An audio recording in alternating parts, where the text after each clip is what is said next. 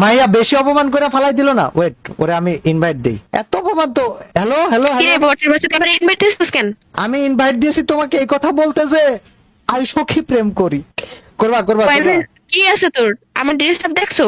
আমার dress up দেখ, আমার এই এই যে ইমোট দেখ। আমি কি হেডশট এসব মেরেছি কিছু তুমি কি আছে দেখ? তোর কাছে? আমি কি হেডশট মেরেছি ওগুলো তো তুমি কি হ্যাক দেখো? লাগাই ওগুলো হ্যাক লাগাই হেডশট মারলেই পুরো হওয়া যায় না। মানে তুমি আমার আইডি দেখে আমাকে এভাবে অপমান করতেছো কেন? আইডি কালা অ্যাডাম নিয়ে খেলতেছো? তোমার কি আমার যোগ্যতা সম্বন্ধে কোনো ধারণা আছে?